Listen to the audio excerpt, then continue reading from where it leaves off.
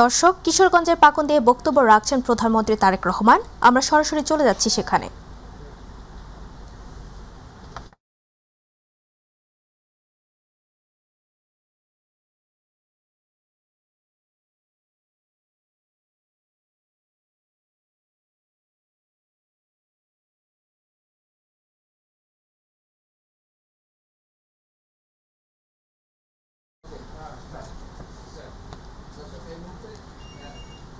দর্শক, প্রধানমন্ত্রী সফরের বিষয়ে আরও তথ্য জানাতে এই মুহূর্তে কিশোরগঞ্জ থেকে যুক্ত হচ্ছেন সহকর্মী ইউসুফ আলী।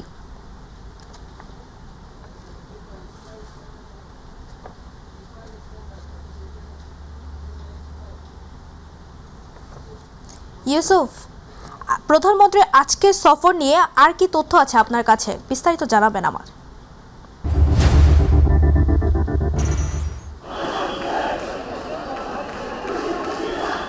তাবাসসুম, আপনাকে ধন্যবাদ কিশোরগঞ্জ থেকে দুপুরের মাই টিভির সংবাদে আমাকে যুক্ত করার জন্য। আপনি জানেন যে প্রধানমন্ত্রী তারেক রহমান আজকে কিশোরগঞ্জে যে কর্মসূচি নিয়ে এসেছেন, এর মধ্যে 5টি কর্মসূচি, তার মধ্যে 2টি কর্মসূচি শেষ করেছেন।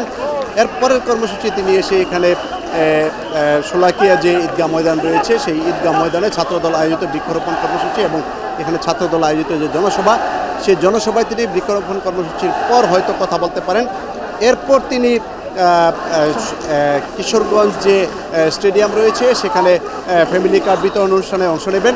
এর আগে তিনি কিছুক্ষণ আগে পাকুন্দিয়ায় যে জাতীয় মৎস্য পক্ষ উপলক্ষে সেখানে মৎস্য পক্ষের উদ্বোধন করেছেন এবং সেখানে তিনি দলীয় নেতাকর্মী এবং স্থানীয়দের উদ্দেশ্যে বক্তব্য রেখেছেন। প্রধানমন্ত্রী তারেক রহমান যেটি বলেছেন যে বিএনপি যখনই দেশ পরিচালনার দায়িত্ব পায় তখনই একটি মহল সরকারের বিরুদ্ধে ষড়যন্ত্র শুরু করে, তাদের বিরুদ্ধে কুৎসা ওঠানোর জন্য এবং কারণে অকারণে রাজপথে আন্দোলন করে দেশের মানুষকে অস্থিতিশীল করে তোলার জন্য। এই জন্য তিনি দেশবাসীকে সজাগ থাকার আহ্বান জানিয়েছেন এবং তিনি বলেছেন যে যত ষড়যন্ত্র হোক না কেন সব ষড়যন্ত্র মোকাবেলা করে দেশের জনগণ বিএনপিকে দায়িত্ব দেবে। বিগত নির্বাচনে বিএনপিকে যেভাবে দেশের মানুষ স্বতঃস্ফূর্তভাবে ভোট দিয়ে নির্বাচিত করেছে, আগামী নির্বাচনেও যাতে এই জনপ্রিয়তা ধরে রেখে বিএনপি যাতে সামনের দিকে এগিয়ে যেতে পারে এবং দেশকে পুনর্গঠনের জন্য কাজ করতে পারেন, সেই বিষয়ে তিনি আলোকপাত করেছেন। আপনি দেখতে পাচ্ছেন যে আমার পেছনে যে এই যে শোলাকিয়া ঈদগাহ ময়দানের যে বাইরের যে সড়কটি রয়েছে, সেই সড়কটিতে বিপুল সংখ্যক লোক সমাগম ঘটেছে এবং এখানে দলীয় নেতাকর্মী সহ বিভিন্ন শ্রেণী পেশার মানুষ এখানে জড়ো হয়েছেন। বিভিন্ন বাড়িঘরের যে ছাদ রয়েছে সেই ছাদগুলোতেও অসংখ্য মানুষের উপস্থিতি ঘটেছে। প্রধানমন্ত্রী নির্বাচিত হওয়ার পর তারেক রহমান এই প্রথম কিশোরগঞ্জে আসেন। তার কিশোরগঞ্জে আগমনকে কেন্দ্র করে কিন্তু ব্যাপক উৎসাহ উদ্দীপনা বিরাজ করছে। রাস্তার যে সড়কটি রয়েছে অর্থাৎ শোলাকিয়া যে ঈদগাহ ময়দানটি রয়েছে, সেই ঈদগাহ ময়দানের সামনের যে সড়কটি, সেই সড়কটি দিয়ে এখনও বিপুল সংখ্যক নেতাকর্মী শোলাকিয়া ঈদগাহ ময়দানে প্রবেশ করছেন।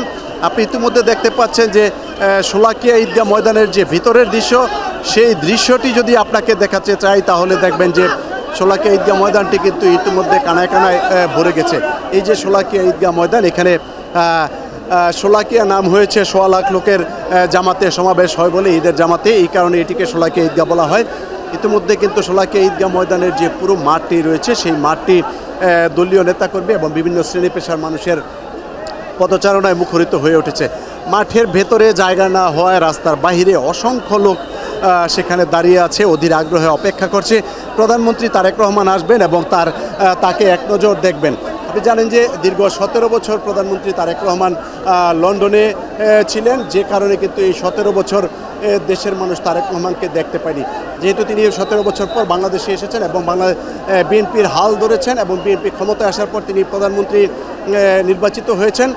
প্রধানমন্ত্রী নির্বাচিত হওয়ার পর তারেক রহমানের এই যে কিশোরগঞ্জের সফর, এই সফরটি কিন্তু অত্যন্ত গুরুত্বপূর্ণ সফর এবং এই জন্যই কিন্তু এই কিশোরগঞ্জের মানুষ অধীর আগ্রহে অপেক্ষা করছে যে তাদের প্রিয় প্রধানমন্ত্রী কখন আসবেন এবং তিনি এই কিশোরগঞ্জবাসীর উদ্দেশ্যে কি বক্তব্য দিবেন। দলীয় নেতাকর্মীরা প্রধানমন্ত্রী তারেক রহমানের যে বক্তব্য নির্দেশনা, সেটি নিয়ে তারা নিজ নিজ জায়গায় রাজনৈতিকভাবে তারা সেটিকে পর্যবেক্ষণ করবেন এবং তারেক রহমানের নির্দেশনা মেনে যাতে বিএনপির জনপ্রিয়তা আরও ধরে রাখা যায় সে বিষয়ে কাজ করবেন বলে স্থানীয়রা আমাদেরকে জানিয়েছেন।